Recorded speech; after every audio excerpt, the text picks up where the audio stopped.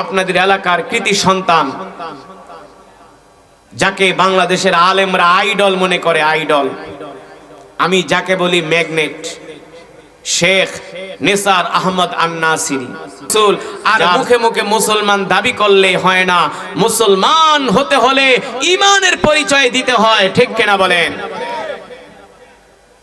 বাংলাদেশের ওলামায়ে কেরাম এখন চাচ্ছে যে এই দেশের মুসলমানের ঈমানের পাওয়ার কেমন আছে এটা যাচাই করার জন্য আগামী সংসদ নির্বাচনে বাংলাদেশের প্রতিটা জেলা থেকে আলেমরা প্রার্থী হচ্ছেন, ঠিক কিনা বলেন? আলেমরা চায় এই বাংলার জমিনে কোরআনের রাজ কায়েম হয়ে যাক, কোরআনের শাসন কায়েম হয়ে যাক, যাতে বাংলার মুসলমানগুলো দেখে যেতে পারে যে আল্লাহর কোরআনের শাসন প্রতিষ্ঠা হলে সমাজে কোনো মারামারি, কাটাকাটি, হানাহানি, হিংসা, দাঙ্গামা সমাজের মধ্যে থাকে না। কেউ খাবে কেউ খাবে না, তা হবে না, তা হবে না, ঠিক কিনা বলে? কোরআনের রাজ কায়েম হয়ে গেলে সবাই সবার অধিকার পাবে, মুসলমানরাও তাদের অধিকার পাবে, হিন্দুরাও তাদের অধিকার পাবে, বৌদ্ধ খ্রিস্টানরাও তাদের অধিকার পাবে। এই কারণে আমরা আগামী সংসদ নির্বাচনে ওলামায়ে কেরামদের পক্ষে থাকব, যার ছাত্ররা সারা পৃথিবীতে কোরআন তেলাওয়াতে ফার্স্ট হচ্ছে, সারা পৃথিবীতে। এই শায়েখ নিসার আহমদ আন-নাসিরী, তার কয়েকশো ছাত্র এই পর্যন্ত পৃথিবীতে 1 নাম্বার হয়েছে। সৌদি আরবের প্রতিযোগিতায়, দুবাইয়ের প্রতিযোগিতায় 1 নাম্বার হয়েছে। বাংলাদেশের সরকাররা দুর্নীতিতে চ্যাম্পিয়ন হয়, আর শায়েখ নিসার আহমদ আন-নাসিরীর ছাত্ররা কোরআনের তেলাওয়াত করে চ্যাম্পিয়ন হয়।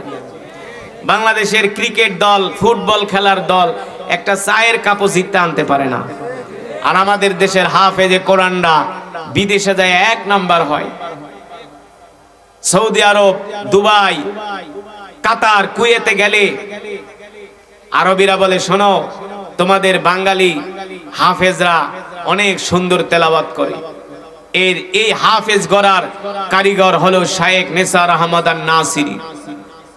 আমরা শুধু এখন আলেমদেরকে মুখে মুখে ভালোবাসবো না, আমরা আমাদের সময় দিয়া, জান দিয়া, মাল দিয়া আমরা ওলামায়ে কেরামের সাথে থাকবো, ঠিক কিনা বলেন? একজন আলেম যদি সংসদ নির্বাচিত হয়, এই আলেম কোনোদিন জনগণের তেল আর ডাল আর গম চুরি করবে না। করবে?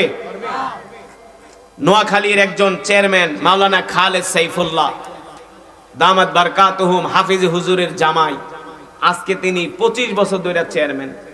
25 বছর ধরে বাবা চেয়ারম্যান আর ছেলে মেম্বার। চেয়ারম্যান হওয়ার পরে চেয়ারম্যান সাহেব নিজেই ইউনিয়ন পরিষদের বিল্ডিংটা ভাঙিয়া গেছে, চেয়ারম্যান নিজেই রাজমিস্ত্রির কাজ করতেছে।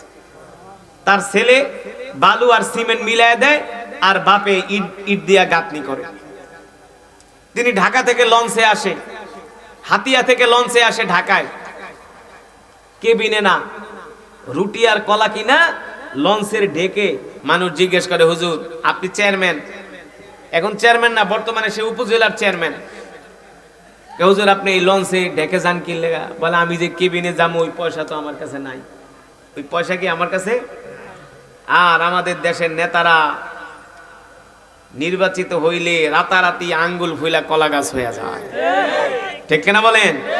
আগে চলতো রিক্সায়, আর নির্বাচিত হওয়ার পরে দামি দামি প্রাডো, মার্সিডিজ গাড়ি লইয়া ঘোরে। কথা কন, বাস্তব নাকি অবাস্তব?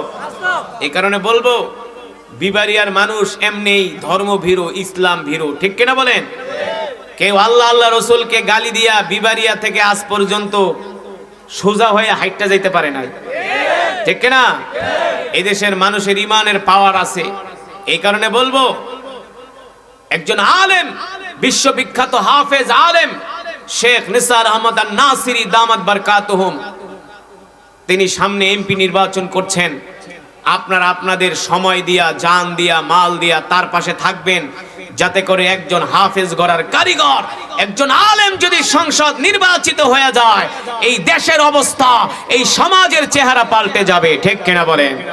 তাহলে এই আলেমের পিছনে আমাদের থাকার দরকার আছে কি আছে না? এটা ওনার গ্রাম, এই গ্রামের কৃতি সন্তান সে, তাকে সারা পৃথিবীর মানুষ এক নামে চিনে, সারা পৃথিবীর মানুষ তাকে এক নামে চিনে। আজকে রাত্রেও তিনি মিশর যাচ্ছেন, তার এক ছাত্র কোরআন প্রতিযোগিতায় তিনি সৌদি আরবে ফার্স্ট হয়েছেন। এখন তিনি মিশরে কম্পিটিশনের জন্য যাচ্ছেন। আজকে রাতে তিনি যাবেন মিশরে। আপনাদের জন্য অনেক বড় সৌভাগ্য। এই নিসার আহমদ নাসিরি শুধু এই এলাকার জন্য গৌরব না, সারা বাংলাদেশের গৌরব, সারা মুসলিম উম্মার জন্য গৌরব। ঠিক কিনা বলেন? এই গৌরব যদি আপনারা ধইরা রাখতে না পারেন তাইলে আপনাদের কপাল পুড়বে। আর এই কপাল তেঁতুলের মুগুর দিয়া ডললেও আর কোনোদিন এই কপাল ঠিক হবে না। এই কারণে বলবো, আসেন আমরা শেখ নিসার আহমদ নাসিরির পাশে দাঁড়াই। আল্লাহ তাআলা তাকে দ্বীনের জন্য, ইসলামের জন্য কবুল করুন বলি আমিন।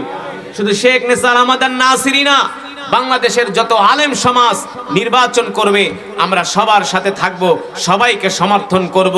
শুধু কোরআনের তেলাওয়াত শুনলে, কোরআনের বয়ান শুনলেই হবে না, বাংলার জমিনে কোরআনের রাজ কায়েম করতে হবে। ঠিক কিনা বলেন?